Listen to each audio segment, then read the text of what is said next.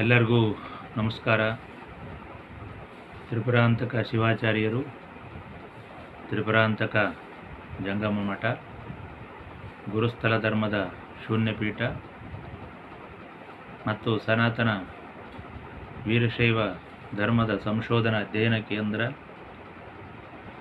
ಮತ್ತು ವೀರಶೈವ ಧರ್ಮದ ಸಂಸ್ಕೃತಿ ಪ್ರಸಾರ ಕೇಂದ್ರ, ಬೇಡಜಂಗಮ ಧರ್ಮಪೀಠ ಇತ್ಯಾದಿ ಸಾಮಾಜಿಕ ಸೇವೆಗಳನ್ನು ಮಾಡುತ್ತಿರತಕ್ಕಂಥ ಈ ನಮ್ಮ ಧರ್ಮಪೀಠದಿಂದ ಇವತ್ತಿನ ಪ್ರವಚನವನ್ನು ಪ್ರಾರಂಭ ಮಾಡೋಣ.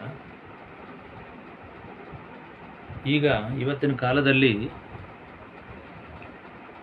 ಸಾಮಾನ್ಯ ಜನರಿಗಿಂತ ಧಾರ್ಮಿಕ ಮಠಗಳಲ್ಲಿಯೇ ಹೆಚ್ಚು ಕೆಸರು ಎರಚಾಟ ಜಾಸ್ತಿ ಆಗ್ತಾ ಇದೆ. ರಾಜಕೀಯಕ್ಕಿಂತಲೂ ಮೀರಿದೆ ಅದು ಅಂತಕ್ಕಂಥದ್ದು ನನ್ನ ಗಮನಕ್ಕೆ ಬಾಲ್ಯದಿಂದಲೂ ಬರ್ತಾ ಇದೆ. ಅದಕ್ಕೆ ಕಾರಣ ಏನು ಯಾತಕ್ಕೋಸ್ಕರ ಹೀಗಾಯಿತು? ಧಾರ್ಮಿಕ ಮಠಗಳಲ್ಲೇ ಯಾಕೆ ಈ ರೀತಿಯಾಗಿ ವಿರೋಧಗಳು ಬೆಳೆದವು? ಅವು ಕ್ರಮೇಣ ಮತ್ತೆ ಜನಗಳ ಮನಸ್ಸಿಗೆ ಹೇಗೆ ಒಕ್ಕುವು? ಇದಕ್ಕೆಲ್ಲ ಯಾರು ಕಾರಣ ಅಂತಕ್ಕಂಥದ್ದನ್ನು ನಾವು ವಿಮರ್ಶೆ ಮಾಡೋಣ. ಈಗ ಅದು ಇವತ್ತಿಗೂ ಕೂಡ ಅಕ್ಷರಶಃ ನಡೀತಾ ಇದೆ. ಭಾರತದಲ್ಲಿ ಒಂದು ಸನಾತನ ಧರ್ಮ, ಇನ್ನೊಂದು ಸಣ್ಣ ಸಣ್ಣ ಮತಪಂಥಗಳು, ಅಂದರೆ ಪ್ರವಾದಿಗಳಿಂದ ಹುಟ್ಟಿರತಕ್ಕಂಥ ಮತಪಂಥಗಳು. ಈ ಸನಾತನ ಧರ್ಮದಲ್ಲಿ ಸಾಕಷ್ಟು ಶಾಸ್ತ್ರಗಳು, ಸಂಪ್ರದಾಯಗಳು, ವೇದಗಳು, ಆಗಮಗಳು, ಉಪನಿಷತ್ತುಗಳು, ಪುರಾಣಗಳು, ಕಥೆಗಳು, ಸಂಪ್ರದಾಯಗಳು, ಆಚಾರ ವಿಚಾರಗಳು, ಸಂಸ್ಕೃತಿ ಎಲ್ಲವೂ ಕೂಡ ಹಿಂದಿನ ಕಾಲದಿಂದ ಬಂದಂಥ ಒಂದು ಪದ್ಧತಿ. ಆದರೆ ಏನಾಯಿತು ಅಂದರೆ, ಕ್ರಮೇಣ ಜನಗಳಿಗೆ ಈ ಒಂದು ಸಂಪ್ರದಾಯಗಳ ಬಗ್ಗೆ ಏನೋ ಒಂದು ರೀತಿಯಾಗಿರ್ತಕ್ಕಂಥ ತಾತ್ಸಾರ ಬಂತು. ಇದೆಲ್ಲ ಸಾಮಾಜಿಕ ಅಧ್ಯಯನದ ಸಂಶೋಧನೆ ವಿಷಯ, ಬೇರೆ ಏನು ಇದು ಕಲ್ಪಿತ ಅಲ್ಲ, ಮತ್ತೇನೂ ಅಲ್ಲ. ಅದರಿಂದ ನಮ್ಮ ಧರ್ಮಪೀಠದಿಂದ ಸುಮ್ಮನೆ ಯಾವುದೋ ಒಂದನ್ನು ಹೇಳೋಕ್ಕೆ ಹೋಗೋದಿಲ್ಲ. ಸಮಾಜವನ್ನು ಅಧ್ಯಯನ ಮಾಡಿ ಏನಾಯಿತು, ನಿಜವಾಗಿ ಏನಾಗ್ತಾ ಇದೆ ಅಂತಕ್ಕಂಥದ್ದನ್ನು ಮಾತ್ರ ನಾವು ಸಮಾಜದ ಮುಂದೆ ಇಡ್ತಕ್ಕಂಥ ಪ್ರಯತ್ನ ಇದು. ಅದರಿಂದ ನಾವು ಕಂಡಂತೆ ನಾವು ಸಮಾಜ ಬಿಟ್ಟೇನು ಹೊರಗಡೆ ಇಲ್ಲ, ಪ್ರಪಂಚ ಬಿಟ್ಟು ಹೊರಗಡೆ ಇಲ್ಲ.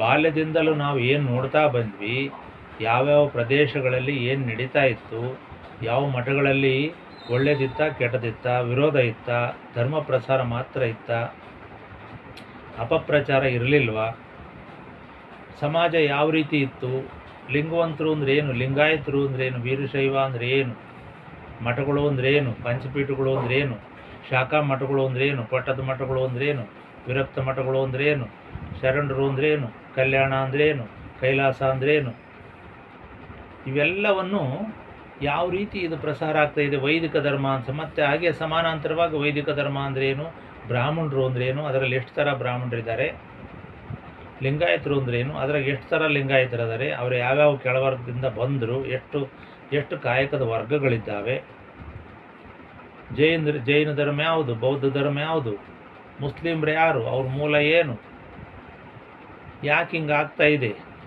ಪಕ್ಷಗಳು, ರಾಜಕೀಯ ಪಕ್ಷಗಳು ಯಾಕೆ ಹುಟ್ಟಿದವು, ಯಾತಕ್ಕೋಸ್ಕರ ಪ್ರಜಾಪ್ರಭುತ್ವ ಬೇಕು, ರಾಜಪ್ರಭುತ್ವ ಅಂದರೆ ಏನು, ಯಾಕೆ ರಾಜಪ್ರಭುತ್ವ ಇತ್ತು, ಮತ್ತು ಪಾಳೆಗಾರಿಕೆ ಯಾಕಿತ್ತು, ಚಕ್ರವರ್ತಿ ಯಾಕಿರ್ತಾ ಇದ್ದ, ಊರುಗಳಲ್ಲಿ ಸಣ್ಣ ಸಣ್ಣ ಗೌಡರು, ಪಟೇಲರು, ಶಾನ್ಭೋಗರು ಯಾಕಿರ್ತಾ ಇದ್ದರು, ತೆರಿಗೆ ಅಂದ್ರೇನು, ಜನಗಳ ಕ್ಷೇಮಾಭ್ಯುದಯ ಅಂದ್ರೇನು, ಕಲ್ಯಾಣ ಅಂದ್ರೇನು, ಏನು ಕಲ್ಯಾಣ ಅಂದ್ರೇನು, ಇವೆಲ್ಲವೂ ಕೂಡ ಜನಸಾಮಾನ್ಯ ಜೀವನಕ್ಕೆ ಸಂಬಂಧಪಟ್ಟಂಥ ಒಂದು ಸನಾತನ ಧರ್ಮದಿಂದ ಬಂದಂಥ ವಿಚಾರಗಳು, ಮುಂದುವರಿಕೆಗಳು. ಇವುಗಳನ್ನು ನಾನು ಬಾಲ್ಯದಿಂದಲೂ ಕೂಡ ಭಾಳ ಜಿಜ್ಞಾಸೆಯಿಂದ ಅಧ್ಯಯನವನ್ನು ಮಾಡಿದಾಗ ಇವುಗಳ ಒಂದೊಂದು ಮುಖಗಳು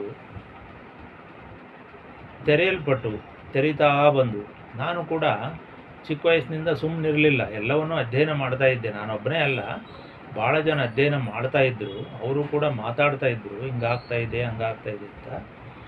ನಾನು ಕೂಡ ಸುಮ್ಮನಿದ್ದೆ, ಅವರು ಸುಮ್ಮನಿದ್ದರು. ಆದರೆ ಅದಕ್ಕೆ ಕಾಲ ಕೂಡ ಬಂದಾಗ, ಇದಕ್ಕೆ ಮಾತಾಡ್ತಕ್ಕಂಥ ಸಮಯ ಬಂದಾಗ ಈಗ ನಾವು ಮಾತಾಡ್ತಾ ಇದ್ದೇವೆ. ಬಿಟ್ಟರೆ ಇದುವರೆಗೂ ಇಷ್ಟು ವರ್ಷಗಳ ಕಾಲ ನಾವು ಸುಮ್ಮನೆ ಇದ್ವಿ, ನಡೀತಾ ಇರಲಿ ಅಂತೇಳಿ. ಆದರೆ ಈಗೇನಾಗಿದೆ ಅಂದರೆ, ನಮಗೂ ಕೂಡ ವಯಸ್ಸು ಕ್ಷೀಣಿಸ್ತಾ ಇರೋದ್ರಿಂದ ಈಗ ನಾವು ಕೆಲವೊಂದು ನಿಜವಾದ ಸಂಗತಿಗಳನ್ನು ನಾವು ಹೇಳಬೇಕು. ಅದರಲ್ಲೂ ಕೂಡ ಸಂಶೋಧಕರಾಗಿರ್ತಕ್ಕಂಥವರು, ಸ್ವಲ್ಪ ತಿಳುವಳಿಕೆ ಇರತಕ್ಕಂಥವರು ಸಮಾಜವನ್ನು ಅಧ್ಯಯನ ಮಾಡಿ ಅದನ್ನು ವಿಶ್ಲೇಷಣೆಯನ್ನು ಮಾಡಿ ಸಮಾಜವನ್ನು ನಾವು ಕೂಡ ಒಂದು ಸಮಾಜದ ಅಂಗ, ನಾವು ಕೂಡ ಒಂದು ಸಮಾಜದ ಅಂಗ. ಹೀಗಾಗಿ ನಮ್ಮಿಂದಲೂ ಕೂಡ ಒಂದು ಪ್ರಯತ್ನ ಆಗಬೇಕು ಸಮಾಜವನ್ನು ತಿದ್ದಲಿಕ್ಕೆ. ಸುಮ್ಮನೆ ನಾವು ಯಾವ ಎತ್ನೆಗೊಳಿದ್ರು ಎಮ್ಮೆಗೊಳಿದ್ರು ಸುಮ್ಮನೆ ಮೇಕಂಬರೋದಲ್ಲ. ಎತ್ತು ಯಾವುದು, ಎಮ್ಮೆ ಯಾವುದು, ಕತ್ತೆ ಯಾವುದು, ಕುದುರೆ ಯಾವುದು ಅಂತೇಳಿ ನೋಡಿ ಅವನ್ನೆಲ್ಲ ವಿಂಗಡಿಸಿ ಯಾರಿಂದ ತಪ್ಪಾಗ್ತಾ ಇದೆ ಅಂಥೇಳಿ ಎಲ್ಲವನ್ನೂ ಕೂಲಂಕುಷ ವಿಂಗಡಿಸಿ ಹೇಳ್ತಕ್ಕಂಥ ವಿಚಾರ ಇದು. ಆದ್ದರಿಂದ ನಾನು ನೋಡಿದಂಗೆ ಬಹುತೇಕ ಕರ್ನಾಟಕದಲ್ಲಿ ಯಾವುದೇ ಪ್ರದೇಶದಲ್ಲೂ ಕೂಡ ಮಠಗಳಲ್ಲಿ ಗೊಂದಲ ಇರಲಿಲ್ಲ. ಅದರಲ್ಲೂ ಉತ್ತರ ಕರ್ನಾಟಕದಲ್ಲಂತೂ ಕ್ರಾಂತಿ ಅಂತ ನಾವು ಸುಮ್ಮನೆ ಹೇಳ್ತೀವಿ, ಆದರೆ ನಿಜವಾದ ಕ್ರಾಂತಿಯಾಗಿದ್ದು ಆ ಕಡೆ ಅಲ್ಲ. ಅಲ್ಲಿ ಭಾಳ ಚೆನ್ನಾಗಿದ್ದಾರೆ. ಈಗಲೂ ಕೂಡ ಊರಿಗೊಂದೊಂದು ಮಠ, ಭಕ್ತಾದಿಗಳು ಎಲ್ಲ ಸಂಪ್ರದಾಯಬದ್ಧವಾಗಿ ಭಯಭಕ್ತಿಯಿಂದ ಭಾಳ ಚೆನ್ನಾಗಿ ನಡೀತಾ ಇದೆ ಉತ್ತರ ಕರ್ನಾಟಕ. ಸರ್ವಜ್ಞ ಹೇಳ್ದಂಗೆ ಉತ್ತರ ಬಡಗ ಯೋಗದ ಬೀಡು ಅಂತ ಹೇಳಿದ್ದಾನೆ. ಅದು ಹಂಗೆ ಇದೆ, ಇರೋದನ್ನು ಹೇಳಿದ್ದಾನೆ. ಅವನು ಸರ್ವಜ್ಞ ಆಗಿದ್ದರೂ ಕೂಡ ಇರೋದನ್ನೇ ಹೇಳಿದ್ದಾನೆ ಅಷ್ಟೇ. ರಾಗವದು ಮೂಡಲು, ರೋಗವದು ಪಡುವಲು, ಭೋಗವದು ಶುದ್ಧ ತೆಂಕಲು, ಬಡಗ ಯೋಗದ ಬೀಡಾಗಿಯೋದು ಸರ್ವಜ್ಞ ಅಂತ ಹೇಳಿದ್ದೇನೆ. ಅದು ಸರಿ ಇದೆ. ಆದರೆ ಅಲ್ಲಿ ವ್ಯತ್ಯಾಸ ಆಗಿದ್ದಲ್ಲಿ ಉತ್ತರ ಕರ್ನಾಟಕದಲ್ಲಿ ಇವತ್ತಿಗೂ ಚೆನ್ನಾಗೇ ಇದೆ. ಎಲ್ಲೂ ವಿವಾದಗಳು ಏನೂ ಇಲ್ಲ. ಯಾವುದೋ ಒಂದು ಸಣ್ಣ ಪುಟ್ಟ ಒಂದು ಸಹಜವಾಗಿರ್ತಕ್ಕಂಥ ಘಟನೆಗಳು ನಡೀತಿರ್ತವೆ. ಮಠಗಳಾಗಿರ್ಬೋದು, ಸಮಾಜ ಆಗಿರ್ಬೋದು, ಸರ್ಕಾರ ಆಗಿರ್ಬೋದು, ರಾಜಕೀಯ ಪಕ್ಷ ಆಗಿರ್ಬೋದು, ಅಥವಾ ವೈಯಕ್ತಿಕ ವ್ಯಕ್ತಿಯಿಂದ ಆಗಿರ್ಬೋದು, ಅವನ್ನ ಯಾರೂ ನಿಲ್ಲಿಸೋಕ್ಕಾಗಲ್ಲ, ನಡೀತಿರ್ತವೆ. ಆದರೆ ಅದು ಉತ್ತಮ ಇದ್ದಿದ್ದರಲ್ಲಿ ಉತ್ತರ ಕರ್ನಾಟಕ ಪರವಾಗಿಲ್ಲ. ಅಂಥ ಒಂದು ದೊಡ್ಡ ಘಟನೆಗಳೇನು ನಡೀಲಿಲ್ಲ. ಹಂಗೆ ನೋಡಿದರೆ ಉತ್ತರ ಕರ್ನಾಟಕದಲ್ಲಿ ಈ ಕಲ್ಯಾಣದಲ್ಲಿ ಆದಂಥ ವಿಷಯನ ಭಾಳ ದೊಡ್ಡದಾಗಿ ತಗೊಂಡು ಮಾಡ್ತಾಯಿದ್ರು. ಆದರೆ ಅವ್ರಿಗೆ ಏನು ಅನಿಸಿದೆ ಅಂದರೆ, ಅವರು ಸ್ಥಳೀಯರು. ಈ ಕಲ್ಯಾಣ ಮತ್ತು ಬಸವಣ್ಣ, ಬಿಜ್ಜಳ ಇಂಥ ವಿಷಯ ಅವರಿಗೆ ಸರ್ವೇ ಸಾಮಾನ್ಯ ಆಗೋಯ್ತು. ಪಕ್ಕದ ಮನೆ ಇದ್ದಂಗೆ ಅವರಿಗೆ ಕಲ್ಯಾಣ ಇವೆಲ್ಲ ಅವ್ರು ಯಾರು ತೀವ್ರ ತೊಗೊಂಡೇ ಇಲ್ಲ ಇವತ್ತವರೆಗೂ. ಆದರೆ ದೂರದ ಬೆಟ್ಟ ಕಣ್ಣಿನ ನುಣ್ಣಿಗೆ ಅಂತ ನನಗೆ ಕಲ್ಯಾಣಕ್ಕೆ ದೂರವಾಗಿದ್ದಂಥ ಈ ಕಡೆ ದಕ್ಷಿಣ ಕರ್ನಾಟಕದಲ್ಲಿ, ಮೈಸೂರು ಕರ್ನಾಟಕದಲ್ಲಿ, ಈ ಕಡೆ ಮಧ್ಯ ಕರ್ನಾಟಕದಿಂದ ಇನ್ನೂ ಈಚೆ ಈ ಚಿತ್ರದುರ್ಗ, ದಾವಣಗೆರೆ ಪ್ರಾಂತದಲ್ಲಿ ಇಂಥ ಕೋಲಾಹಲಗಳು ದೂರದ ಬೆಟ್ಟ ಕಣ್ಣಿನ ನುಣ್ಣಿಗೆ ಅಂತೇಳಿ ಆದವು ಪಾಪ ಇವ್ರಿಗೆ. ಈ ಕಡೆಯವರಿಗೆ ಬಸವಣ್ಣಂದು ಭಾಳ ಪ್ರಧಾನ ಮಾಡಿಕೊಂಡ್ರು. ಅದು ತಮ್ಮ ಮಠ ಯಾವುದಾದ್ರು ಒಂದು ಆಧಾರ ಬೇಕಲ್ಲ. ಒಂದು ಮಠ ಅಂತ ಮಾಡ್ಕೊಂಡು ನಿಂತಾಗ ಮಠ ಮಾಡ್ಕೊಳಕ್ಕೂ ಒಂದು ಕಾರಣ ಬೇಕು, ಮತ್ತು ಯಾವುದಾದ್ರು ಒಂದು ಊರುಗೋಲು ಬೇಕು. ಯಾವುದಾದ್ರು ಒಂದು ಆಧಾರ ಇಟ್ಕೊಂಡು ಒಬ್ಬ ಮಹಾಪುರುಷನ ಆದರ್ಶವನ್ನು ಇಟ್ಕೊಂಡು ಮಠಗಳು ನಡೆಸಬೇಕು. ಇಲ್ಲ ಅಂತಂದ್ರೆ ಮಠಗಳು ಉಳಿಯಲ್ಲ, ಘಟಗಳು ಉಳಿಯಲ್ಲ, ಸಂಸಾರನೂ ಉಳಿಯಲ್ಲ, ಯಾವುದೂ ಉಳಿಯಲ್ಲ. ಇಂಥ ಪ್ರಸಂಗಗಳು ನಮ್ಮ ಚಿತ್ರದುರ್ಗ ಜಿಲ್ಲೆಯಲ್ಲಿ ನಡೆದು, ಇದಕ್ಕೆ ಪೂರ್ವಭಾವಿಯಾಗಿ ಚಿತ್ರದುರ್ಗದಲ್ಲಿ ಇನ್ನೂ ಬೇರೆ ಕೆಲಸಗಳು ನಡೆದವು. ಐತಿಹಾಸಿಕವಾಗಿ ನಾನು ಸಂಶೋಧಕ ಆದ್ದರಿಂದ ಆ ವಿಷಯವನ್ನು ನಿಮಗೆ ಹೇಳ್ತಾ ಇದ್ದೇನೆ. ಅಲ್ಲಿ ಏನಾಯಿತು ಅಂತಂದರೆ, ಕದಂಬರ ಮಯೂರ ವರ್ಮ ಅಂತಿದ್ನಲ್ಲ, ಅವನು ಬಂದು ಚಿತ್ರದುರ್ಗದಲ್ಲಿ ಒಂದು ಕೆರೆಯನ್ನು ದುರಸ್ತಿ ಮಾಡಿ, ಚಂದ್ರವಳ್ಳಿ ಕೆರೆಯನ್ನು ಒಂದು ಶಾಸನ ಹಾಕ್ಸಿರ್ತಾನೆ. ಅದರಿಂದ ಅಲ್ಲಿ ಒಂದು ಪ್ರಾರಂಭದ ಒಂದು ಅಂದರೆ ಕನ್ನಡಿಗರು ಇತರೆ ದೊರೆಗಳ ವಿರುದ್ಧ, ಇತರೆ ಆಡಳಿತದ ವಿರುದ್ಧ ಸೆಟೆದು ನಿಂತಂಥ ಒಂದು ಕೆಲಸ ಅಲ್ಲಿ ಆಗಿರುತ್ತೆ. ಆದರೆ ಅದಕ್ಕೂ ನಾನು ಹೇಳ್ತಕ್ಕಂಥ ವಿಷಯಕ್ಕೂ ಏನು ಸಂಬಂಧ ಇಲ್ಲ. ಆದರೆ ಏನೋ ಒಂದು ಕಾಕತಾಳೀಯವಾಗಿ ಚಿತ್ರದುರ್ಗದಲ್ಲೇ ಅದು ನಡೀತು ಅಂತಕ್ಕಂಥದ್ದು ಒಂದು ಐತಿಹಾಸಿಕ ಗಮನಾರ್ಹ ಸಂಗತಿ. ಆಮೇಲೆ ಇನ್ನೂ ಒಂದು ಸಂಗತಿ ಏನಂತಂದರೆ, ಈ ಪಾಳೆಗಾರರಿಗೆಲ್ಲ ಪಾಳೆಗಾರರಾಗಿದ್ದಂಥ, ಅಂದರೆ ಈ ನಮ್ಮ ಕರ್ನಾಟಕದಲ್ಲಿ ಮತ್ತು ಆಂಧ್ರ ನೆರೆಯ ಪ್ರಾಂತಗಳಲ್ಲಿ ಹಲವಾರು ಜನ ಸ್ಥಳೀಯ ಪಾಳೆಗಾರರು, ಪಾಳೆಪಟ್ಟುಗಳಿದ್ದು, ಸಾಮಂತರು, ಮಾಗಣಿದಾರರು ಅಂತೇಳೆಲ್ಲ ಇರ್ತಾಯಿದ್ರು. ಅವ್ರ ಕೆಳಗಡೆ ಹಳ್ಳಿಗಳಲ್ಲಿ ಗೌಡರು, ಪಟೇಲರು, ಶಾನ್ಭೋಗರು ಇರ್ತಾಯಿದ್ರು. ಇದೊಂದು ವ್ಯವಸ್ಥೆ, ರಾಜಕೀಯ ಒಕ್ಕೂಟಗಳ ಒಂದು ವ್ಯವಸ್ಥೆ, ಘಟಕಗಳ ವ್ಯವಸ್ಥೆ. ಇದು ಪ್ರಾಚೀನ ಆಡಳಿತ, ರಾಜಕೀಯ ಆಡಳಿತ ಘಟಕಗಳು ಅಂತೇಳಿ ಇದಕ್ಕೆ ಕರೀತಾರೆ. ಇದ್ರ ಬಗ್ಗೆ ಒಂದು ಪುಸ್ತಕನೇ ಇದೆ. ಒಂದು ಪ್ರಾಂತೀಯವಾಗಿ ಇದು ಯಾವ ಪ್ರಾಂತಕ್ಕೆ ಸೇರುತ್ತೆ ಅಂತಕ್ಕಂಥದ್ದು, ಆ ಪ್ರಾಂತ ಮತ್ತು ಅದರ ಮೇಲ್ಪಟ್ಟೆ ಯಾವ ರಾಜ ಇದ್ದ, ಅದರ ಮೇಲ್ಪಟ್ಟೆ ಯಾರಿದ್ದ ಅಂತಕ್ಕಂಥದ್ದು ಇದು ಈಗಲೂ ಕೂಡ ಈ ಸೆಂಟ್ರಲ್ ಗೌರ್ಮೆಂಟ್ ಹೆಂಗಿದೆ ಹಂಗೆ ಅವಾಗಲೂ ಕೂಡ ಪ್ರಾಚೀನ ಆಡಳಿತ ಘಟಕಗಳು ಅಂತ ಒಂದು ಇರ್ತಾ ಇತ್ತು. ಇದು ಸಂಶೋಧನೆ ಒಳಗಡೆ ಬಂದಿದೆ. ಹೀಗಾಗಿ ನಾನು ಈ ಚಿತ್ರದುರ್ಗವನ್ನು ಯಾಕೆ ಪ್ರಧಾನವಾಗಿ ತಗೊಳ್ತಾ ಇದ್ದೀನಿ ಅಂತಂದರೆ, ನಡಿಬಾರದವೆಲ್ಲ ನಡೆದಿದ್ದಿಲ್ಲೇ ಅನ್ನೋ ದೃಷ್ಟಿಗೋಸ್ಕರ ನಾವು ಕೂಡ ಚಿತ್ರದುರ್ಗ ಜಿಲ್ಲೆಯಲ್ಲಿ ಹುಟ್ಟಿದ್ರಿಂದ ಇಲ್ಲಿ ನಡೀತಕ್ಕಂಥ ಒಂದು ಕುಚೋದ್ಯ ವಿದ್ಯಮಾನಗಳನ್ನು ನೋಡಿ ಬೇಸತ್ತು ನಾವು ಸಾಕಷ್ಟು ತಲೆ ಕೆಟ್ಟು ನಾವು ಕೂಡ ಮೊಸರು ಮಾಡಿಕೊಂಡು ಇದು ಯಾಕೆ ಹಿಂಗಾಯಿತು, ಬೇರೆ ಜಿಲ್ಲೆಯಲ್ಲಿ ನಡಿಬಾರ್ದಾಯಿತೆ, ನಮ್ಮ ಜಿಲ್ಲೆಯಲ್ಲೇ ಯಾಕೆ ನಡಿಬೇಕಾಯಿತು ಅನ್ನೋವಷ್ಟು ಅಷ್ಟು ಬೇಸರ ನಮ್ಮ ತಲೆ ಒಳಗೆ ಬಾಲ್ಯದಿಂದಲೂ ಬಂದಿದೆ. ಅಂಥ ಒಂದು ಅಸಹನೀಯ ಘಟನೆಗಳನ್ನು ನಾನು ಹೇಳ್ತಾ ಇದ್ದೇನೆ. ಈಗ ಪಾಳೆಗಾರರು ಅಷ್ಟೇ, ಇವರು ಮದಕರಿ ನಾಯಕರು ಪಾಳೆಗಾರರು, ಚಿತ್ರದುರ್ಗ ಪಾಳೆಗಾರರುಗಳು ಬಹಳ ಶೂರರು, ವೀರರು, ಪರಾಕ್ರಮಿಗಳು. ಮತ್ತು ಅದಕ್ಕೊಂದು ರಾಜಗುರು ಮಠ, ಅದು ಮುರುಘಾ ಮಠ ಅಂತೇಳಿ ಎಲ್ಲ ಆಗಿದೆ. ಆದರೆ ಈ ನೋಡಿ, ಇದನ್ನು ವೀರಭೂಮಿ ಅಂತ ಕರೆದ್ದಾರೆ. ನಾವು ನಮ್ಮ ಮಟ್ಟಿಗೆ ಚಿತ್ರದುರ್ಗ ವೀರರ ನಾಡು, ಶೂರರ ನಾಡು ಅಂತ ನಾವು ಕರೆದ್ರೆ, ಗಂಡು ಮೆಟ್ಟಿನ ನಾಡು ಅಂತ ಕರೆದ್ರೆ, ಹುಬ್ಳಿ ಧಾರವಾಡನ ಅವ್ರು ಗಂಡು ಮೆಟ್ಟಿನ ನಾಡು ಅಂತ ಕರೀತಾರೆ. ಅವರು ಒಂದು ರೀತಿಯಲ್ಲಿ ಅಲ್ಲಿರ್ತಕ್ಕಂಥ ಸ್ಥಳೀಯ ಪಾಳೆಗಾರನ ಇಟ್ಕೊಂಡು ಅವ್ರು ಮಾತಾಡ್ತಾರೆ.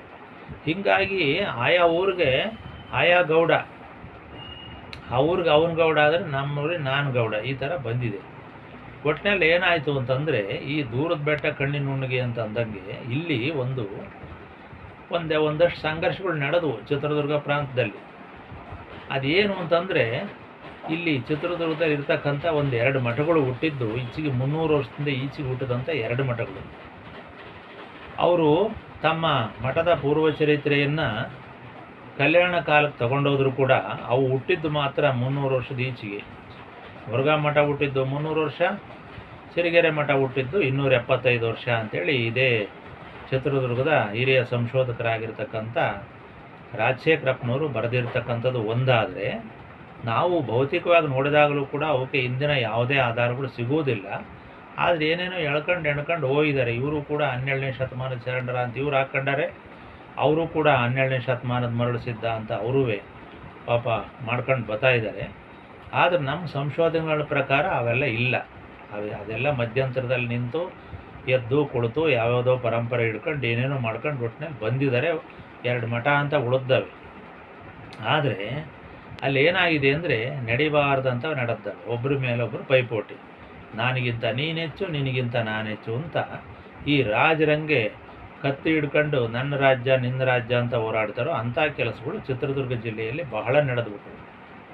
ಅದಕ್ಕೂ ರಾಜಕೀಯವಾದ ಮೆರುಗು ಮತ್ತು ಹಿನ್ನೆಲೆ ಇವೆಲ್ಲ ಇದ್ದು, ಆಗ ನಿಜಲಿಂಗಪ್ಪನವ್ರ ಕಾಲದಲ್ಲಿ ಅದೊಂದು ರೀತಿ ದ್ವೇಷದ ವಾತಾವರಣ ಹುಟ್ಟಿ ಆ ಮುರುಘಾ ಮಠಕ್ಕೂ ಸಿರಿಗೆರೆ ಮಠಕ್ಕೂ ಬಹಳ ನಡಿಬಾರದಂಥ ಜಟಾಪಟಿಗಳು ನಡೆದು, ರಾಜಕೀಯ ಸಂಘರ್ಷಗಳು ನಡೆದು, ಅದರಲ್ಲಿ ಇವ್ರನ್ನ ನಿಜಲಿಂಗಪ್ಪರನ್ನ ಸೋಲಿಸಿ, ಮುಖ್ಯಮಂತ್ರಿ ಆಗಿರ್ತಕ್ಕಂಥ ರಾಷ್ಟ್ರ ನಾಯಕ ನಿಜಲಿಂಗಪ್ಪರನ್ನ ಸೋಲಿಸಿ, ಆಗ ಸ್ಯಾಂಕ್ಷನ್ ಆಗಿದ್ದಂಥ ಭದ್ರಾ ಮೇಲ್ದಂಡೆ ಯೋಜನೆ ಕೈತಪ್ಪಿ ಹೋಗಿ ಇವತ್ತಿಗೂ ಕೂಡ ನಮಗೆ ನೀರಿಲ್ಲ. ಚಿತ್ರದುರ್ಗ ಜಿಲ್ಲೆಯಲ್ಲಿ ಬರೀ ವೀರರು ಶೂರರು ಅನ್ನೋದು ಬಿಟ್ಟರೆ ಕುಡಿಯೋಕ್ಕೆ ನೀರಿಲ್ಲ, ದನಗಳಿಗೆ ನೀರಿಲ್ಲ, ನೀರಾವರಿ ಇಲ್ಲ, ತೋಟ ಇಲ್ಲ, ಏನೂ ಇಲ್ಲ.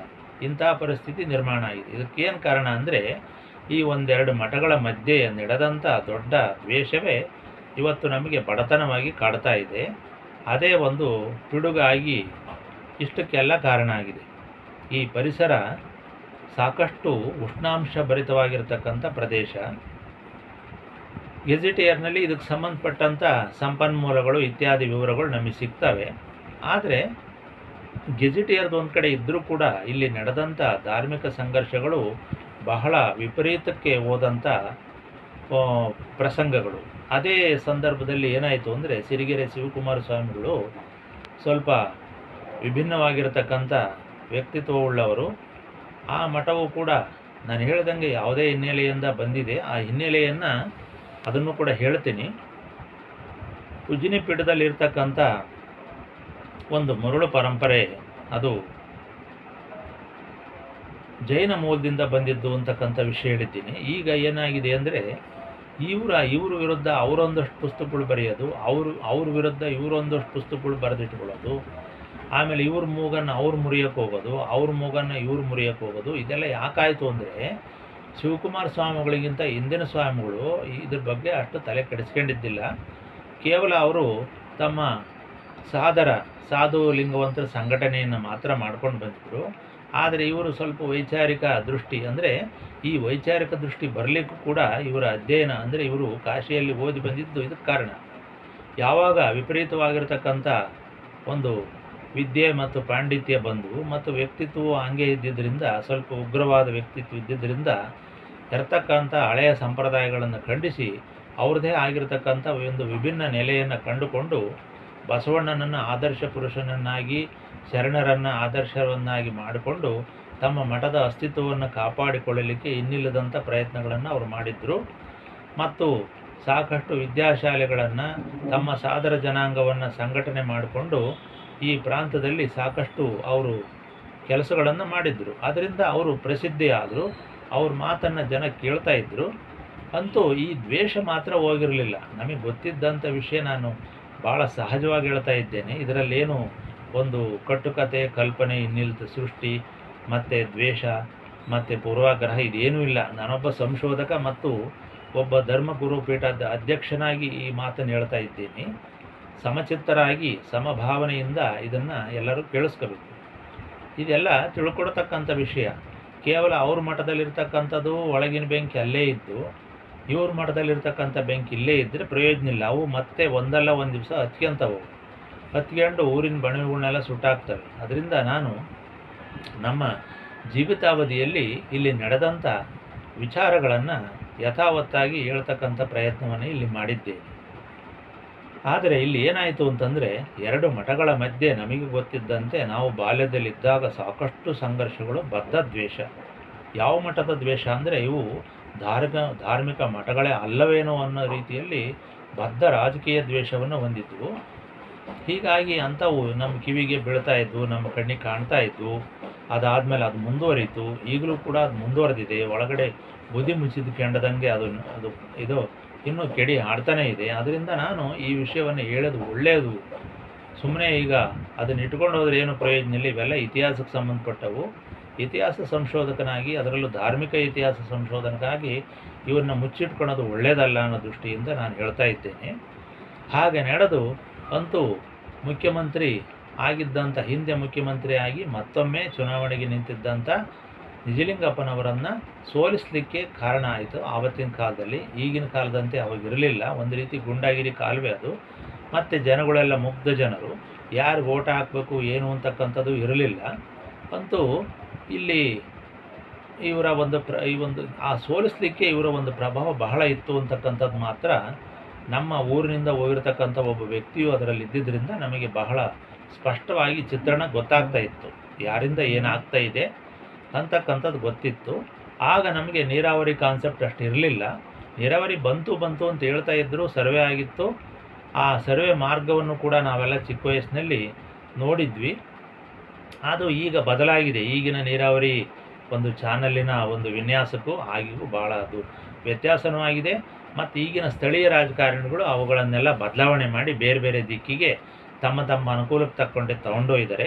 ಆದರೆ ಈಗಲೂ ಕೂಡ ಚಿತ್ರದುರ್ಗ ಜಿಲ್ಲೆ, ಹೊಸದುರ್ಗ, ಹೊಳಲ್ಕೆರೆ ಇಂಥ ಒಂದು ಪ್ರಾಂತಗಳಲ್ಲಿ ನೀರಿನ ವ್ಯವಸ್ಥೆ ಈಗಲೂ ಕೂಡ ಇಲ್ಲ. ಈಗ ಹೊಳಲ್ಕೆರೆ ತಾಲೂಕಿನ MLA ಮಾತ್ರ ತಮ್ಮ ಒಂದು ಪ್ರಯತ್ನವನ್ನು ಮಾಡಿ ಆ ದಿಕ್ಕಿಗೆ ಆ ಕಡೆ ತೊಗೊಂಡೋಗಿದ್ದಾರೆ. ಮತ್ತೊಂದು ಕಡೆ ಗೋವಿಂದಪ್ಪ ಅಂತಕ್ಕಂಥ MLA, ಅವರು ಹೊಸದುರ್ಗದ MLA, ಅವರು ಕೂಡ ತಮ್ಮೂರ ಕಡೆಗೆ ಒಂದು ತಗೊಂಡೋಗಿದ್ದಾರೆ. ಆದರೆ ಈ ಮಧ್ಯದಲ್ಲಿರ್ತಕ್ಕಂಥ ಈ ಹೊಸದುರ್ಗ ರೋಡು ಮತ್ತು ಈ ಚಿಕ್ಕಯಗಟಿ, ಹೆಬ್ಬಳ್ಳಿ ಇಂತಕ್ಕಂಥದ್ರಲ್ಲಿ ನೆಪ ಮಾತ್ರಕ್ಕೆ ಚಾನಲ್ ಹೋಗಿದೆ ವಿನಃ ಅಲ್ಲಿ ಯಾವುದೇ ನೀರಿನ ಒಂದು ಅನುಕೂಲತೆಗಳನ್ನು ಕೊಟ್ಟಿಲ್ಲ. ಅದನ್ನು ಯೋಜನೆಯಲ್ಲಿ ಸೇರಿಸಿದ್ದೀವಿ ಅಂತೇಳಿ ಈಗಿನ ಮೊದಲಿನ MLA ಗೂಳಿಹಟ್ಟಿ ಶೇಖರ್ ಅವರು ಹೇಳಿದ್ದನ್ನು ನಾನು ಕೇಳಿಸ್ಕೊಂಡಿದ್ದೆ ಮತ್ತು ಅದನ್ನು ಫಾಲೋಅಪ್ ಕೂಡ ಮಾಡಿದೆ. ನೀರಾವರಿಯನ್ನು ನಾವು ಕೂಡ ಒಬ್ಬ ಹಿರಿಯ ನಾಗರಿಕ ಆಗಿ ಇದಕ್ಕೊಂದು ಪ್ರಯತ್ನ ಮಾಡಬೇಕು ಅಂತ ಮಾಡಿದೆ. ಆಗ ನೋಡಿದಾಗ ಆ ಸೇರಿರ್ತಕ್ಕಂಥ ಯೋಜನೆಯನ್ನು ಕೂಡ ಕೈ ತಪ್ಪಿಸಿದ್ದಾರೆ. ಇದಕ್ಕೆ ಸಾಕಷ್ಟು ಹಿತಾಸಕ್ತಿಗಳು ಇಲ್ಲ ಮತ್ತು ಒತ್ತಡ ಇಲ್ಲ, ಇದಕ್ಕೆ ಹೋರಾಟ ಇಲ್ಲ, ಇದಕ್ಕೆ ಬೆನ್ನೆಲುಬೆ ಇಲ್ಲ ಅಂತಕ್ಕಂಥದ್ದು ನನಗೆ ಸತ್ಯ ಸಂಗತಿ. ಬೆಂಗಳೂರಿನಲ್ಲೇ ಇದ್ದಿದ್ದರಿಂದ ನನಗೆ ಈ ಒಂದು PWD ಮತ್ತು ನೀರಾವರಿ ಇಲಾಖೆಯಿಂದ ನನಗೆ ಸ್ಪಷ್ಟವಾಗಿ ಗೊತ್ತಾಯಿತು. ಆಗ ನಮಗೆ ಬಹಳ ಬೇಸರವಾಯಿತು. ಬೇಸರವಾದ ಕೂಡ ನನಗೆ ನೆನಪಿಗೆ ಬಂದಿದ್ದು ಈ ಎರಡು ಮಠಗಳು. ಅದರಿಂದ ನಾನು ಈ ಎರಡು ಮಠಗಳ ವಿಷಯವನ್ನು ನಾನು ಹೇಳ್ತಾ ಇದ್ದೇನೆ. ಅದು ಬಿಟ್ಟರೆ ಮತ್ತೇನಿಲ್ಲ. ಈ ಒಂದು ನೀರಾವರಿ ಯೋಜನೆ ಕೈತಪ್ಪಿ ಹೋಗಲಿಕ್ಕೆ ಈ ಎರಡು ಮಠಗಳು ಕಾರಣ, ಇವರ ಆಂತರಿಕ ಸಂಘರ್ಷಗಳು ಕಾರಣ. ಆದರೆ ಇವತ್ತು ಈ ಎರಡು ಮಠಗಳು ಸೇರಿ ಹಿಂದೆ ನಾವು ನಮ್ಮಿಂದ ಇದು ಕೆಟ್ಟೋಗಿತ್ತು, ಈಗಲಾದರೂ ಸರಿಪಡಿಸಬೇಕು ಅಂತಕ್ಕಂಥ ಕೆಲಸವನ್ನು ಯಾರೂ ಕೂಡ ಮಾಡಿಲ್ಲ. ಅದೇ ರೀತಿ ಇವರಿಗೆ ಬೆನ್ನೆಲುಬಾಗಿ ನಿಂತಿದ್ದಂಥ ಏನು ಭಕ್ತರಿದ್ದರಲ್ಲ, ಅವರೂ ಕೂಡ ಇದಕ್ಕೆ ಪ್ರಯತ್ನ ಮಾಡಲಿಕ್ಕಾಗಿಲ್ಲ. ಯಾಕಂದರೆ ಕುಂಬಾರ ವರ್ಷ ದೊಣ್ಣೆ ನಿಮಿಷ ಅಂತೇಳಿ ಕೆಡಿಸೋದು ಭಾಳ ಸುಲಭ, ಅದನ್ನು ಮುಂದುವರ್ಸೋದು ಭಾಳ ಕಷ್ಟ. ಇಂಥ ಪರಿಸ್ಥಿತಿಯಲ್ಲಿ ಇವತ್ತು ಈ 2 ಮಠಗಳಿದ್ದಾವೆ. ಅದರಲ್ಲಿ ಒಂದು ಮಠವಂತೂ ಸೋತು ಸುಣ್ಣವಾಗಿ ಅದರ ಒಂದು ವರ್ಚಸ್ಸನ್ನು ಕಳೆದು ಅವರು ಒಂದು ರೀತಿಯಾಗಿ ಮಂಕಾಗಿ ಕೂತಿದ್ದಾರೆ. ಇನ್ನೊಂದು ಮಠದವರು ಮಾತ್ರ ಅವರು ಭಾಳ ಜೋರಾಗಿ ಈಗಲೂ ಕೂಡ ತಮ್ಮ ಒಂದು ಚಲನವಲನಗಳನ್ನು ಚೆನ್ನಾಗಿ ನಿರ್ವಹಿಸ್ತಾ ಇದ್ದಾರೆ. ಯಾಕಂತಂದರೆ ಇವತ್ತಿನ ಕಾಲಮಾನ ಹಂಗಿದೆ. ಯಾರು ಬಲಾಢ್ಯರೋ ಅವರು ಬಲಾಢ್ಯರಾಗ್ತಾನೆ ಹೋಗ್ತಾರೆ, ಯಾರು ಸ್ವಲ್ಪ ಒಳ್ಳೆಯತನವನ್ನು ತೋರಿಸ್ಕೊಂಡು ಮೆತ್ತಗೆ ಹೋಗ್ತಾರೋ ಅವರು ದಿನೇ ದಿನೇ ಮೆತ್ತಗಾಗ್ತಾರೆ ಅಂತಕ್ಕಂಥದ್ದು ಇವತ್ತಿನ ಒಂದು ಒಂದು ಧಾರ್ಮಿಕವಾಗಿರತಕ್ಕಂಥ ವಿಶ್ಲೇಷಣೆ ಅಥವಾ ಸಾಮಾಜಿಕ ವಿಶ್ಲೇಷಣೆ ಅಥವಾ ಒಂದು ಮನಃಶಾಸ್ತ್ರ ಅಥವಾ ಒಂದು ತತ್ವಶಾಸ್ತ್ರ, ಹಿಂಗೆ ಏನು ಬೇಕಾದ್ರೂ ಹೇಳ್ಬೋದು. ಹೀಗಾಗಿ ಈ ಮಠಗಳ ಮಧ್ಯೆ ಸಂಘರ್ಷ ಬೆಳೆದಿದ್ದಂತೂ ಕೇವಲ ವೈಯಕ್ತಿಕ ಒಂದು ಕಡೆ ರಾಜಕಾರಣಕ್ಕಾಗಿ ಆದರೆ, ಇನ್ನೊಂದು ಕಡೆ ಧಾರ್ಮಿಕ ಇರುಸು ಮುರುಸುಗಳು, ಭಿನ್ನಾಭಿಪ್ರಾಯಗಳು ತಮ್ಮನ್ನು ಪಂಚಪೀಠಗಳಾಗಲಿ ಅಥವಾ ಇನ್ನುಳಿದ ಸಾಂಪ್ರದಾಯಿಕ ಮಠಗಳಾಗಲಿ ನಮ್ಮನ್ನು ಗಣನೆಗೆ ತಗೊತಾ ಇಲ್ಲ, ನಮಗೆ ಸಾಕಷ್ಟು ಮರ್ಯಾದೆಯನ್ನು ಕೊಡ್ತಾ ಇಲ್ಲ, ಶರಣರ ತತ್ವಗಳ ಪ್ರಕಾರ ನಮ್ಮನ್ನು ಗೌರವಿಸ್ತಾ ಇಲ್ಲ ಅಂತಕ್ಕಂಥದ್ದು ಒಂದು ಬಲವಾದ ಕಾರಣ. ಅದು ನಾನು ವಿಶ್ಲೇಷಣೆಯನ್ನು ಯಾವ ಕಾರಣಕ್ಕೋಸ್ಕರ ಇಲ್ಲಿ ಕಿಡಿ ಹುಟ್ಟಿದೆ ಅಂತಕ್ಕಂಥದ್ದು, ಅಸಹನೆ ಹುಟ್ಟಿದೆ ಅಂತಕ್ಕಂಥದ್ದು ನಾನು ಭಾಳ ಸ್ಪಷ್ಟವಾಗಿ ಇದನ್ನು ಅಧ್ಯಯನ ಮಾಡಿ ತಿಳ್ಕೊಂಡಿದ್ದೇನೆ. ಮತ್ತು ಅಧ್ಯಯನಕ್ಕಿಂತ ಹೆಚ್ಚಾಗಿ ನಾನು ಅದೇ ಜಿಲ್ಲೆಯವನ ಆದ್ದರಿಂದ ನನಗೆ ಇಂಥವೆಲ್ಲ ಭಾಳ ಸ್ವಾಭಾವಿಕವಾಗಿ ಮೊದಲೇ ಗೊತ್ತಿದ್ದು ಸಂಗತಿಗಳು, ಈಗಲೂ ಕೂಡ ಅದು ಸತ್ಯ. ಹೀಗಾಗಿ ಈ 2 ಮಠಗಳ ಮಧ್ಯೆ ಹುಟ್ಟಿರ್ತಕ್ಕಂಥ ಒಂದು ಈ ಕಿಡಿಗಳೇನಾಯಿತು ಅಂದರೆ ನಾಡಿನಾದ್ಯಂತ ಕಿಡಿ ಹೊತ್ತಿಸ್ಬಿಡ್ತು. ನೋಡಿ, ನಿಜವಾದ ವಿಷಯ ಇಲ್ಲಿ ಅದು. ಇವತ್ತಿನ ಲಿಂಗಾಯತವಾದವಾಗಲಿ ಇನ್ನೊಂದಾಗಲಿ ಮತ್ತೊಂದಾಗಲಿ ಸನಾತನ ಧರ್ಮದ ವಿರುದ್ಧ ಆಗ್ತಕ್ಕಂಥ ಕೆಲಸಗಳಾಗಲಿ ಕಿಡಿ ಒತ್ತಿರ್ತಕ್ಕಂಥ ಪ್ರದೇಶ ಚಿತ್ರದುರ್ಗದಲ್ಲೇ ಇದೆ ಅಂತಕ್ಕಂಥದ್ದು ಬಹಳ ಸ್ಪಷ್ಟ. ಅದಕ್ಕಿಂತ ಮುಂಚೆ ಯಾವುದೇ ಕಿಡಿಗಳು ಜ್ವಾಲೆಗಳು ಯಾವುದು ಇರಲಿಲ್ಲ ಅಂತಕ್ಕಂಥದ್ದು ನನ್ನ ಒಂದು ಸ್ವಂತ ಅನುಭವ. ಇದಕ್ಕೇನು ಸಂಶೋಧನೆ ಬೇಕಾಗಿಲ್ಲ.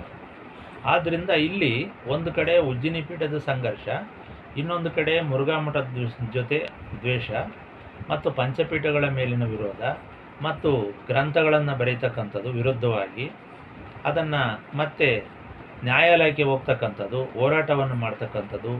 ಇವುದು ಒಂದು ಕಡೆ ಉಜ್ಜಿನಿ ಪೀಠ ನಮ್ಮದು ಅಂತ ಒಂದು ಹೋರಾಟವಾದರೆ, ಇನ್ನೊಂದು ಕಡೆ ಸಾಂಪ್ರದಾಯಿಕವಾಗಿ ನಮ್ಮನ್ನು ಗೌರವಿಸ್ತಾ ಇಲ್ಲ ಅಂತಕ್ಕಂಥದ್ದು ಒಂದು ಹೋರಾಟ. ಈ ರೀತಿಯಾಗಿ ಅವರು ಒಂದು ಪ್ರತ್ಯೇಕ ಸಾದರ ಜನಾಂಗದ ಪ್ರತಿನಿಧಿಗಳಾಗಿದ್ದರಿಂದ ಅವರಿಗೂ ಕೂಡ ಒಂದು ರೀತಿಯಾಗಿ ನಾವು ಕೇವಲ ಒಂದೇ ಜನಾಂಗವನ್ನು ಇಟ್ಕೊಂಡು ಈ ರೀತಿ ಮಾಡ್ತಾ ಇದ್ದೇವೆ, ಇವರಿಗಾದರೂ ಹಲವಾರು ಜನಾಂಗಗಳ ಬಲ ಇದೆ, ಆದರೆ ನಾವೇನಾದರೂ ಮಾಡಿ ಇವರನ್ನು ಮಣಿಸ್ಬೇಕು, ನಾವು ಕೂಡ ಎದ್ದು ನಿಲ್ಲಬೇಕು ಅಂತಕ್ಕಂಥ ಛಲದಿಂದ ಅವರು ಎದ್ದು ನಿಂತಿದ್ದು, ಸಂಘಟನೆ ಆಗಿದ್ದು, ಇವೆಲ್ಲವೂ ಕೂಡ ನಮ್ಮ ಕಣ್ಣು ಮುಂದೆ ನಡೆದಂಥ ವಿಷಯಗಳು. ಆದರೆ ನಾನು ಈ ಎಲ್ಲ ವಿಷಯಗಳನ್ನು ವಿಮರ್ಶೆ ಮಾಡಿ ಯಾವುದು ಸರಿ ಯಾವುದು ತಪ್ಪು ಅಂತಕ್ಕಂಥದ್ದನ್ನು ನಿರ್ಣಯ ಮಾಡಲಿಕ್ಕೆ ನೇರವಾಗಿ ಅವರ ಮಠಗಳಿಗೆ ಹೋಗಿ ನಿಮ್ಮ ದಾಖಲೆಗಳನ್ನು ಕೊಡಿ, ನಾನು ನೋಡ್ತೀನಿ ಅಂತಕ್ಕಂಥ ಪ್ರಯತ್ನವನ್ನು ನಾನು ಮಾಡಲಿಲ್ಲ. ಯಾಕಂತಂದರೆ ನನಗೆ ದಾಖಲೆ ಅವಶ್ಯಕತೆ ನನಗೆ ಬೇಕಿರಲಿಲ್ಲ ಮತ್ತು ಅಗತ್ಯ ಇರಲಿಲ್ಲ. ಯಾಕಂದರೆ ನಾನು ಕಣ್ಣಿಂದ ಬಾಲ್ಯದಿಂದಲೂ ನೋಡಿ ಬೆಳೆದಂಥ ಒಂದು ಮನುಷ್ಯ. ಆದ್ದರಿಂದ ನನಗೆ ಅವರ ದಾಖಲೆಗಿಂತ ಹೆಚ್ಚಾಗಿ ನನಗೆ ಚೆನ್ನಾಗಿ ಸಾಂಪ್ರದಾಯಿಕವಾಗಿ ಚೆನ್ನಾಗಿ ಅನುಭವ ಇದ್ದಿದ್ದರಿಂದ ನಾನು ಆ ದಾಖಲೆಯನ್ನು ನೋಡಿ ವಿಮರ್ಶೆ ಮಾಡ್ತಕ್ಕಂಥ ಪ್ರಸಂಗ ಬರಲಿಲ್ಲ. ಅದಕ್ಕೋಸ್ಕರ ನಾನು ಕೂಡ ಆಗ ಸುಮ್ಮನಾದೆ. ಅನಂತರದ ಕಾಲದಲ್ಲಿ ಅವರದೇ ಭಕ್ತರು, ಅವರ ಮಠದ ಭಕ್ತರೇ ಸಂಶೋಧನೆಯನ್ನು ಮಾಡಿ ಬರೆದಂಥ ಒಂದು ಲೋಕಾಯತ ಶಾಕ್ತ ಶೈವ ಅಂತಕ್ಕಂಥದ್ದು ಒಂದು ಗ್ರಂಥ. ಆ ಗ್ರಂಥ ನನಗೆ ಸಿಕ್ಕಿದಾಗಿಂದ ಒಂದಷ್ಟು ವಿಷಯಗಳು ಅದರಲ್ಲಿ ದೊರೆತು ಮತ್ತು ಉಜ್ಜಿನಿ ಪೀಠದ ಬಗ್ಗೆ ಸಂಶೋಧನೆಗಳು ಅದರಲ್ಲಿ ಬಂದವು. ರೇವಣಸಿದ್ಧರ ಬಗ್ಗೆ, ಮರಳಸಿದ್ಧರ ಬಗ್ಗೆ ಮತ್ತು ಸನಾತನ ಶೈವ ವೀರಶೈವದ ಬಗ್ಗೆ, ಶೈವ ಶಾಖೆಗಳ ಬಗ್ಗೆ ಸಾಕಷ್ಟು ವಿಷಯಗಳು ಅದರಲ್ಲಿ ಬಂದವು. ಅದನ್ನು ನಾನು ಓದಿದಾಗ ಇದು ಒಂದು ಉತ್ತಮವಾಗಿರತಕ್ಕಂಥ ಅಧ್ಯಯನ. ಇದರಲ್ಲಿ ದ್ವೇಷಾಸೂಯೆ ಅಂತಕ್ಕಂಥ ಪ್ರಶ್ನೆ ಬರೋದಿಲ್ಲ. ಒಂದು ಸಂಶೋಧನೆಯಲ್ಲಿ ದ್ವೇಷ ಮತ್ತು ಅಸೂಯೆಗಳಿಗೆ ಆಸ್ಪದ ಇಲ್ಲ. ಅದು ನಮ್ಮ ಸಾಂಪ್ರದಾಯಿಕ ಪೀಠವೇ ಮಠವೇ ಆಗಿರಲಿ ಅನ್ಯರದೇ ಆಗಿರಲಿ ಸಂಶೋಧನೆ ಅಂತಕ್ಕಂಥದ್ದನ್ನು ತಿರುಚಿ ಬರಲಿಕ್ಕೆ ಆಗೋದಿಲ್ಲ. ಆದ್ದರಿಂದ ಕೆಲವರು ಮಾತ್ರ ಪಾಪ ಬರೆದುಬಿಟ್ರು ಅವರ ವೈಯಕ್ತಿಕ ದ್ವೇಷದಿಂದ ಅವರು ಪೂರ್ವಾಗ್ರಹ ಪೀಡಿತರಾಗಿ ಅವರು ತಿರುಚಿ ಬರೆದರು ಅಂತಕ್ಕಂಥದ್ದು. ಒಬ್ಬರು ಸಂಶೋಧಕರು ತಾವು ಉಂಡಂಥ ಮಠಕ್ಕೆ ದ್ರೋಹ ಬಗೆಯಬಾರದು ಅಂತೇಳಿ ಅವರೊಂದು ರೀತಿ ಬರೆದರು. ಇನ್ನೊಬ್ಬ ಸಂಶೋಧಕರು ತಮ್ಮ ಪೂರ್ವಾಗ್ರಹ ಪೀಡಿತರಾಗಿ ತಮಗೆ ಯಾವುದೋ ಒಂದು ಹುದ್ದೆ ದೊರೆಯಲಿಲ್ಲ ಹಂಪೆ ಯೂನಿವರ್ಸಿಟಿಯಲ್ಲಿ ಅನ್ನೋ ದೃಷ್ಟಿಯಿಂದ ಅವರೊಂದು ರೀತಿ ಮಾಡಿದರು. ಈ ಎರಡು ಸಂಶೋಧಕರಿಂದ ನಮ್ಮಲ್ಲಿ ಬಹಳ ವ್ಯತ್ಯಾಸಗಳಾಗಿ ಸಾಕಷ್ಟು ತಿರುಚು ಸಾಹಿತ್ಯಗಳು ಇಲ್ಲಿ ಅಸ್ಖಲಿತವಾಗಿ ಬಂದು ಇವುಗಳನ್ನು ಜನರು ಇದನ್ನೇ ಅನುಕರಣ ಸಂಪ್ರದಾಯ ಹಿಡಿದು ಬಾಯಿಗೆ ಬಂದಂತೆ ಮಾತಾಡ್ತಕ್ಕಂಥ ಪ್ರವೃತ್ತಿ ಇವತ್ತು ಬಂದಿದೆ. ಒಂದು ಅವ್ರು ಏನು ಹೇಳ್ತಾರೋ ಕಲಬುರ್ಗಿಯವರ ಸಂಶೋಧನೆಯಲ್ಲಿ ಏನೇನು ಬಂದಿದೆಯೋ ಅವೆಲ್ಲವನ್ನು ಪುನರುಚ್ಚಾರ ಮಾಡ್ತಕ್ಕಂಥ ಒಂದು ಮಂತ್ರದ ರೀತಿಯಲ್ಲಿ ಅವುಗಳನ್ನು ಉಚ್ಚಾರಣೆ ಮಾಡ್ತಕ್ಕಂಥ ಒಂದು ಸಂಪ್ರದಾಯ ಈಗ ನಮ್ಮ ಸಮಾಜದಲ್ಲಿ ಬಂದುಬಿಟ್ಟಿದೆ. ಅದನ್ನು ತಪ್ಪಿಸುವುದು ಬಹಳ ಕಷ್ಟ. ಯಾಕಂದರೆ ಒಂದು ಸಲ ಒಬ್ಬ ಮನುಷ್ಯನ ಒಳ್ಳೆನು ಅಂತ ಕರೆದ್ರೆ ಒಳ್ಳೆನೇ ಆಗ್ತಾನೆ, ಒಬ್ಬ ಮನುಷ್ಯನ ಕೆಟ್ಟನು ಅಂತ ಕರೆದ್ರೆ ಕೆಟ್ಟನೇ ಆಗ್ತಾನೆ. ಆದರೆ ಇವೆರಡರಲ್ಲಿ ಇನ್ನೊಂದಿದೆ. ಒಳ್ಳೆಯ ಮನುಷ್ಯನನ್ನು 4-6 ಜನ ಕೆಟ್ಟವನು ಅಂತ ಕರೆದ್ರೆ ಕಳ್ಳ. ಈ ರೀತಿ ಈಗ ಸನಾತನ ಧರ್ಮದ ಮೇಲೆ ಕಳ್ಳತನವನ್ನು ಆರೋಪಿಸಿ, ಜಂಗಮರ ಮೇಲೆ ಕಳ್ಳತನವನ್ನು ಆರೋಪಿಸಿ, ಇವರು ನಮ್ಮ ಪೀಠವನ್ನು ಕದ್ದರು, ಮಠವನ್ನು ಕದ್ದರು, ಇವ್ರದ್ದೆಲ್ಲ ಸುಳ್ಳಿದೆ, ಇವ್ರದ್ದೆಲ್ಲ ದಾಖಲೆಗಳೇ ತಪ್ಪಿದೆ ಅಂಥೇಳಿ ಇವರು ಒಂದು ವರ್ಗದವರು ಆ ರೀತಿ ಒಂದು ಕಥೆಗಳನ್ನು ಸೃಷ್ಟಿಸಿಕೊಂಡು ತಮ್ಮ ಅನುಕೂಲಕ್ಕೆ ತಕ್ಕಂತೆ ಕೆಲವೊಂದು ಪಂಚಪೀಠಗಳ ಒಂದು ಸಂಪ್ರದಾಯಗಳನ್ನು, ಇತಿಹಾಸವನ್ನು ಮೂಗು ಮುರಿದು ತಮ್ಮ ಒಂದು ಪ್ರತಿಷ್ಠೆಯನ್ನು ಅಥವಾ ತಮ್ಮ ಒಂದು ಮತ ಧರ್ಮವನ್ನು ಅಥವಾ ತಮ್ಮ ಪೀಠದ ಅಸ್ತಿತ್ವವನ್ನು ಕಾಪಾಡಿಕೊಳ್ಳಲಿಕ್ಕೆ ಕೆಲವೊಂದು ಪುಸ್ತಕಗಳನ್ನು ಬರೆದಿದ್ದನ್ನು ನಾನು ನೋಡಿದೆ. ಅವೆಲ್ಲವನ್ನು ಕೂಲಂಕುಷವಾಗಿ ಅಧ್ಯಯನ ಮಾಡಿ ನೋಡಿದಾಗ ನಮ್ಮದೇ ಆಗಿರತಕ್ಕಂಥ ಒಂದು ಅಧ್ಯಯನವನ್ನು ನನ್ನದೇ ಆಗಿರತಕ್ಕಂಥ ಅಧ್ಯಯನ ಒಂದಾದರೆ, ಇನ್ನೊಂದು ಲೋಕಾಯತ ಶಾಕ್ತ ಶೈವ ಬರೆದಂಥ ಒಂದು ಗ್ರಂಥದಲ್ಲಿರ್ತಕ್ಕಂಥ ವಿಷಯ ಮತ್ತು ಭೌತಿಕ ಸಂಶೋಧನೆಗಳು, ಸಾಂಪ್ರದಾಯಿಕ ಆಧಾರಗಳು, ಇವೆಲ್ಲವನ್ನುಗಳನ್ನು ನೋಡಿದಾಗ ನನಗೆ ಸ್ಪಷ್ಟವಾಗಿರತಕ್ಕಂಥ ಇತಿಹಾಸ ಏನಂದರೆ, ನನ್ನ ಸಂಶೋಧನೆಯ ಫಲಿತ ಏನಪ್ಪ ಅಂತಂದರೆ, ಮರುಳು ಧರ್ಮ ಅಂತಕ್ಕಂಥದ್ದು ಜೈನ ಮೂಲದ್ದು, ಶಾಂತ ಧರ್ಮ ಅಂತಕ್ಕಂಥದ್ದು ಜೈನ ಮೂಲದ್ದು. ಇವೆಲ್ಲವೂ ಕೂಡ ಕೆಳವರ್ಗಗಳಿಗೆ ಬಂದಿದ್ದು ರೇವಣಸಿದ್ಧರು ಮತ್ತು ಮರುಳುಸಿದ್ಧರಿಂದ. ಅಂದರೆ ರೇವಣಸಿದ್ಧರ ಶಿಷ್ಯ ಮರುಳುಸಿದ್ಧರು ಅಂತಕ್ಕಂಥದ್ದು ಒಂದು ವಿಷಯ ಆದರೆ, ಇನ್ನು ಶಿಷ್ಟ ಪರಂಪರೆಯ ಶಾಂತ ಸಂಪ್ರದಾಯ, ಶಿಷ್ಟ ಪರಂಪರೆಯ ಮರುಳು ಸಂಪ್ರದಾಯ ಅಂತಕ್ಕಂಥವಿದ್ದಾವೆ. ಮತ್ತು ಶಿಷ್ಟ ಪರಂಪರೆಯ ಮರುಳುಸಿದ್ಧರು ರೇವಣಸಿದ್ಧರು ಒಂದು ವರ್ಗ ಆದರೆ, ಪರಿಶಿಷ್ಟ ಪರಂಪರೆಯ ಮರುಳುಸಿದ್ಧರು ಮತ್ತು ರೇವಣಸಿದ್ಧರು ಒಬ್ಬರಿದ್ದಾರೆ. ನನ್ನ ಸ್ಪಷ್ಟವಾಗಿರತಕ್ಕಂಥ ಅಧ್ಯಯನ ಮತ್ತು ಸಂಶೋಧನೆಯ ಫಲಿತದ ಭಾಗ ಇದು. ಇದನ್ನು ಮಾತ್ರ ನಿಮಗೆ ಕೆನೆ ಪದರದಂತೆ ಕೆನೆ ಪದರ ಅಲ್ಲ, ಕೆನೆಯನ್ನು ನಿಮಗೆ ಹೇಳ್ತಾ ಇದ್ದೇನೆ. ಹೀಗಾಗಿ ನನ್ನ ಸಮಗ್ರ ಗ್ರಂಥಗಳ ಅಧ್ಯಯನದಿಂದಲೂ, ಭೌತಿಕವಾಗಿರತಕ್ಕಂಥ ಕ್ಷೇತ್ರ ಕಾರ್ಯಗಳಿಂದಲೂ, ಶಾಸನಗಳ ಅಧ್ಯಯನಗಳಿಂದಲೂ, ಪೂರ್ವ ಚರಿತ್ರೆಯಿಂದಲೂ, ಸನಾತನ ಧರ್ಮದ ಆಧಾರಗಳಿಂದಲೂ ನನ್ನ ಗಮನಕ್ಕೆ ಬಂದಿದ್ದೇನೆಂದರೆ, ಜೈನ ಧರ್ಮ ಮತ್ತು ಸನಾತನ ಜೈನ ಬೌದ್ಧ ಧರ್ಮಗಳು ಮತ್ತು ಸನಾತನ ಧರ್ಮಗಳು ಈಗಿರತಕ್ಕಂಥ ಎಲ್ಲ ಮಠಪೀಠಗಳಿಗೆ ಹಿನ್ನೆಲೆ ಆಗಿರತಕ್ಕಂಥವು. ಈಗಿನ ಮಠಪೀಠಗಳ ಪರಂಪರೆ ಬಿಡಿ, ಕೆಲವು 12ನೇ ಶತಮಾನ ಆದರೆ ಕೆಲವು 200-300 ವರ್ಷದವಿದ್ದಾವೆ, ಇನ್ನು ಕೆಲವು ದಿಢೀರಂತ ಈಗ ನಿನ್ನೆ ಮೊನ್ನೆ ಹುಟ್ಟಿದವು ಇದ್ದಾವೆ. ಅವುಗಳ ಚರಿತ್ರೆನೇ ಬೇರೆ ಬೇರೆ ಇದೆ. ಆದರೆ ಈ ದೃಷ್ಟಿಯಲ್ಲಿ ಈ 2 ಮಠಗಳ ಹಿನ್ನೆಲೆಯನ್ನು ಇಟ್ಟುಕೊಂಡು ನಾನು ಅಧ್ಯಯನವನ್ನು ಮಾಡಿದ್ರಿಂದ, ಇಲ್ಲಿ ಅವ್ರ ಮಠಗಳಲ್ಲಿ ಏನೇ ದಾಖಲೆ ಇರಲಿ, ಅವರೆಷ್ಟೇ ತಾಳೆಗರೆ ಕಟ್ಟುಗಳನ್ನು ತೋರಿಸಲಿ, ಅವರೆಷ್ಟೇ ರೀತಿಯಾಗಿರ್ತಕ್ಕಂಥ ಒಂದು ವಾದ ವಿವಾದಗಳನ್ನು ಮಾಡಿದರೂ ಕೂಡ ಸಂಶೋಧಕನಿಗೆ ನಿಲುಕತಕ್ಕಂಥದ್ದು ಯಾವುದೂ ಇಲ್ಲ, ನಿಲುಕದೇ ಇರತಕ್ಕಂಥದ್ದು ಯಾವುದೂ ಇಲ್ಲ. ಆದ್ದರಿಂದ ಸಂಶೋಧಕರಿಗೆ ಎಲ್ಲವೂ ಕೂಡ ಗೊತ್ತಾಗುತ್ತೆ. ಅವನು ಅಷ್ಟು ಮಟ್ಟಿಗೆ ಅಧ್ಯಯನ ಮಾಡಿದಾಗ ಸುಮ್ಮನೆ ಏನೋ ಮಾಡಿದೆ ಅಂತ ಹೋದ್ರೆ ಆಗೋದಿಲ್ಲ. ಅದು ಕೂಡ ಪರಿಪೂರ್ಣ ಅಧ್ಯಯನ ಆಗಿರಬೇಕು. ಈ ಪರಿಪೂರ್ಣ ಅಧ್ಯಯನ ಅಂತ ಹೇಳಲಿಕ್ಕೆ ನನ್ನ ಈ 2 ಆಧಾರಗಳು ಬಹಳ ಮುಖ್ಯವಾದವು. ಈ ಶಾಂತ ಪರಂಪರೆ ಮತ್ತು ಮರುಳ ಪರಂಪರೆಗಳು ಬಹಳ ಹಿನ್ನೆಲೆಯಾಗಿರ್ತಕ್ಕಂಥವು. ಈ ಒಂದು ಹಿನ್ನೆಲೆಯಲ್ಲಿ ನೋಡಿದಾಗ ಉಜ್ಜಿನಿ ಪೀಠಕ್ಕೆ ಈ ಒಂದು ಜೈನ ಧರ್ಮದ ಮೂಲ ಬಂದಿದ್ದು ಮತ್ತು ಅಜೀವಕರ ಒಂದು ಶೂನ್ಯ ಧ್ಯಾನ ಸಂಪ್ರದಾಯ ನಮ್ಮ ಕರ್ನಾಟಕದಲ್ಲಿ ಬಂದಿದ್ದು ಯಾರಿಂದ, ಜೈನ ಬೌದ್ಧ ಧರ್ಮಗಳಿಗೂ ಮತ್ತು ವೀರಶೈವ ಧರ್ಮಗಳಿಗೂ ಇರತಕ್ಕಂಥ ಒಂದು ಸಂಬಂಧಗಳು ಯಾವ ರೀತಿ ಎಣೆಯಲ್ಪಟ್ಟಿದ್ದವು, ಯಾರ ಮುಖಾಂತರ ಅವು ಕರ್ನಾಟಕದಲ್ಲಿ ಪ್ರವೇಶ ಮಾಡಿದವು, ಮತ್ತು ಪಾಶುಪತ ಏನು ಶರಣರು ಹೇಳ್ತಾರಲ್ಲ ವಚನದಲ್ಲಿ, ಬಾರದು 1 ನಿಮಿಷ, ಈ ಒಂದು ವಿಡಿಯೋವನ್ನು 30 ನಿಮಿಷಕ್ಕೆ ಕೊನೆಗೊಳಿಸಿ 2ನೇ ವಿಡಿಯೋವನ್ನು ನಾವು ಪ್ರಾರಂಭ ಮಾಡೋಣ, ಮುಂದುವರಿಸೋಣ.